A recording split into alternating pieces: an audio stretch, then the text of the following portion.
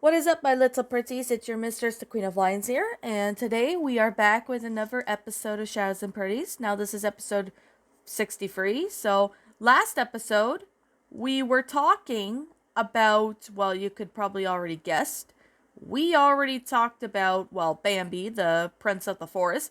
So, today we are going to do a Studio Ghibli movie, and it's been a while since I did one of these in an episode of Shadows and Pretties. Like, the ones I've done are like Spirit Away, Castle in the Sky, and Kiki's Delivery Service.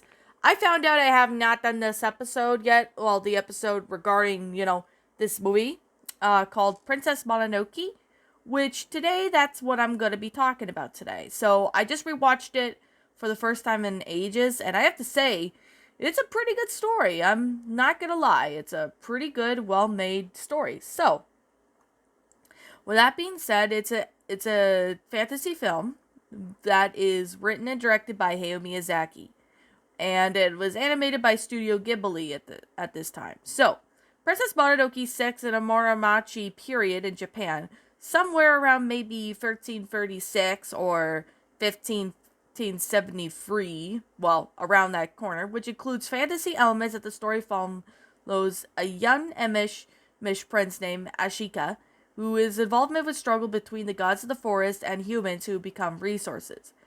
Well, it's kind of actually similar, and it kind of reminds me of Pocahontas because, well, Pocahontas was set around this time too, so, or maybe that was later, but, well, it kind of reminds me of Pocahontas because there were some elements that are similar to that movie, so if you guys can spot it, let me know in the comments below. There, who continues with resources. Now, the term Mononoke, which is not a name, but a Japanese word for supernatural shapeshifting being that poses people and causing suffering, disease, or death. Of course, this film was released in 1997, and it was released in the States in 1999, and it was a critical and commercial blockbuster, becoming one of the highest grossing film in Japan.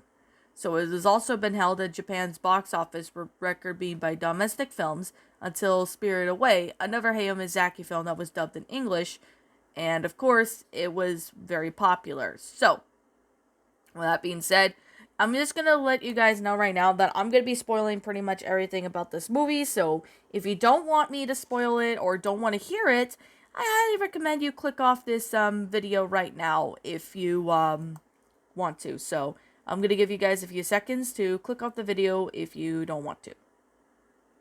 Okay, with that being said, yeah. What is Princess Mononoke about? Well, Princess Mononoke, it takes place in Muromachi, Japan, an Emish village that has been attacked by a demon. So at the last Emish prince, as Ashika, who kills it before it could reach the village, and its corruption curses his right arm.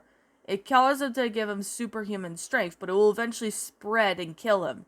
So the demon, who was a board god, now corrupted by the iron ball lodged on his body, the village wise woman tells Ashika that he may find a cure in the western lands of Nago come from, but he cannot return to his homeland.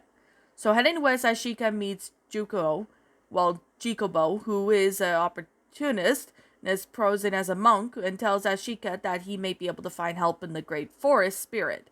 So a deer-like animal god who was a giant Darabachi, or whatever it was, by night. Nearby men had heard oxygen from the town, Tarabata, Iron Town, that led to Lady Ibashi and repelled an attack by a wolf, who leads the wolf goddess Moro. Now, riding one of the wolves is San, who is a human girl, and Tabara, and Ashika learns that Ibashi is built in a town clearing the forest and claim iron sand to produce iron. So, leading to the conflict with the forest gods and Ashina, also called Daimyo, Tarabata is a refugee for all social outcasts, including leapers who employed in manufacture firearms. It was one of these guns that wounded Nago. Now, Iboshi explains that the son that raised by wolves is a resent of humankind. So it's, any similarities here, people? I'm pretty sure you guys are probably seeing some similarities. So, San infuriates with Tabara and tries to kill Eboshi, but Ashika intervenes and revealing the curse to the townspeople that knock Eboshi and San out. He is shot by a villager, but the curse gives him strength to carry San out of the village. So when San wakes up and prepares to kill the weakened Ashika, but he hesitates, and when he tells her that she is beautiful, and decides to trust him for the time being. So, after the forest spirit saves his life, a Boar clan, and was then led by a blind god Aikyo, who plans to attack Terabatia and saves the forest. So Iboshi sets off to kill the forest spirit Jiko, who is working for the government, but she indeeds and gives the gods a head to the emperor in return for protection from the Lord Asano. According to legend, the forest spirit head giants are immortality, or, well, it's been a long time since I watched this movie. I think I watched this last week, so my mind is kind of a little bit hazy when it comes to this movie, so please, I hope you forgive me for that. So of course, Ashika recovers and finds Tarabada, redesigned by Anaso Samarati. The Boar clan is annihilated in battle. So Okakiko has been corrupted by his wounds. Jikobo's men trick Akikuto into leading them into the forest spirit when Sans tried to stop Akikuto but is swept by his demonic corruption. Ashika then saves her, and the forest spirit euthanize Akito and Moro, and it transforms into a Darabachi. The Ipashi, of course, it decapitates and then it bleeds ooze, which of course spreads all over the land, killing everything it touches. So Kicho then steals the spirit's head, and the forest, Akudama, begins to die. So of course Moro's head becomes alive and bites off Iboshi's right arm, but he survives surprisingly. So, after Tarabaka is evacuated, Ashika and Sans pursue Kichobo and retrieve the head, returning to the spirit forest. But the spirit dies over the forms, it washes over the land and heals it. So, Ashika's curse is lifted, and Ashika stays to help rebuild Taraberta, but promised San that he will visit her in the forest. So, Iboshi then vows to build a better town, and the forest begins to regrow, and Konomata reversed from the undergrowth. So, that's actually a really good story with this. So, of course, I really do like how this movie went out. It was a pretty good fantasy story. It actually played out really well, and I actually love how this went out. So, of course, the production of this, somewhat started having sketches of the princess living in the woods with the beast. Miyazaki started doing that around the late 1970s, when Miyazaki began writing the film's plotline and all that, and then he wrote the storyboards for the film in August of 1994, but he had difficulties in adapting his early ideas for visualizations because the elements had already been used in My Neighbor Totoro and etc. Because of the societal changes to the creation of the original sketches and the images board, the writer's block had been, on the line. So, of course, Miyazaki eventually returns to a fresh start on the creation of Princess Mononoke in 1995 in April, revising the animator, Meshi Ando, but of course devised the character's design from Miyazaki's storyboard, but at the same month, and they did a lot of that. So, of course, they had some inspiration of the landscape from Nusuka, the Valley of the Wind, which that's going to be another video I will talk about that movie. That will be something else I'll talk about in the future. I will be explaining that, but the mountains of Simrica and, and a bunch of other stuff. So, of course, the background digital animators for free days, the animation produced, who have been started around July of 1995, and of course, that's when they kept going up with, lots of stuff. So, Princess Mononoke, was produced the estimated budget of around $2.35 billion, or in basically 23.5 million in US. I think the yens, it's kind of like how they spelled in Japanese money, but I don't really know. So, you guys can comment down below and let me know. So, of course, they were still doing, more stuff. They were trying to, get in development, try to figure out what would be good. And, And it's actually a pretty good movie. Like, when I first saw this movie when I was a kid, I wasn't really that interested in it, but now rewatching it, for the first time in a long time, I actually became liking this movie. Like, it's actually a pretty good story.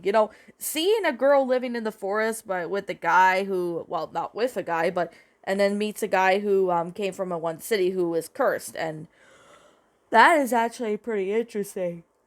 I'm sorry if I'm yawning a lot. I've just been pretty tired. So, yeah. So, anyways, with that being the case, Princess Mononoke was released in theatrically in 1997, and the film was extremely successful with both anime fans and, well, art house, well, moviegoers in English-speaking countries. Of course, Walt Disney made a distribution deal, and that for Studio Ghibli films around 1996, and that's when they start, doing, their own releases, like the one on Kiki's Delivery Service and Castle in the Sky, dubbed into English by Disney. So that is pretty interesting. So, yeah. So around April of 2000, then the English dub of Princess Mononoke was released theatrically, along with a documentary of it in the U.S. Of course, with him, Miyazaki, it also featured him visiting the Walt Disney Studios' various film festivals, and the film had a limited theatrical re-release in the United States during 2018 in July. So, Princess Mononoke is actually one of the highest grossing earning of Yang, gains a lot of money, but of course was surprised several months after the Titanic movie came out, the James Cameron one. So, yeah. Now, of course, this movie was released on, VHS, by Disney and a bunch of other stuff later on in the years. They even put it on DVD. So, with that being said, they got one for, like, a lot of great concept and a lot of great rewards for Princess Mononoke, which I definitely have to say, it's a very successful movie, and it was actually pretty cool. And surprisingly, they actually have a stage adaptation, or, well, kind of like you could say a Broadway performance, adaptation of it. So, with that said, in 2012, it was announced that Studio Ghibili had a British theater company who would be bringing Princess Mononoke on stage, and it's the first stage adaptation of Studio Ghibili's work. So, very surprising, eh? I never expected that to be the outcome of it, but I could definitely say it's actually a pretty good story, and it's really well made when it came to that. So I could definitely say Princess Mononoke did a pretty good job with with the whole thing itself. It was actually a really interesting movie. So, yeah. What did I actually think about this movie? Well, the animation was really good. I could definitely say I love, Hayao Miyazaki's animation. I like Studio Ghibli's animation. I like plot lines as long as they follow it pretty good. And I love the characters of how they, were like. It's just flat out amazing. I like how, everything was going on. It was just flat out amazing. Really well done and made. It's just downright awesome. Like, I could definitely say that this was actually a pretty good story. Now, I could definitely say I really do like the voice acting. Like, the voice acting did pretty good. The Japanese dub did pretty good, but I like the English dub because that's where I grew up with. Or that's the kind of language I grew up in, because I'm not Japanese. But I love seeing Studio Ghibili's work, and to be completely and utterly honest, I actually found the movie to be rather good. So with that being the case, what did you guys think about this story? Well, not story, but what did you guys think about this movie? Did you all enjoy it? Did you not? Also, what we have done personally to help make this story a lot better? Leave me now with your thoughts, or movie a lot better. Leave me know what your thoughts are down in the comment section down below. My final rating of this movie, 10 out of 10. Really great movie. Who can never turn down on a, Studio Ghibli movie? I can't turn anyone down unless it's something that I don't really find appealing. But other than that, I love this story. So with that being the case, what did you guys think about this, movie? Did you all enjoy it? Did you not? Also, what you have done personally to help make this movie a lot better? Leave me know what your thoughts are down in the comment section down below. I'm the Queen of Lions. Thank you so much for watching today's episode. And if you happen to be brand new here on this channel, be sure to like, comment, and subscribe because I make brand new videos every single day. Don't forget to ring the notification bell to when I upload. And as always, please roll the outro because I'm out of here. And I'll be catching you all in the next video. So peace out, everyone. And, well, oh yeah, if I said roll the outro, I disregard that because there's no outro on this. I gotta work on not saying that when it comes to these episodes. Anyways, I'll be seeing you all in the next video. Thank you so much for watching, and as always, I'll be seeing you all in the next upload.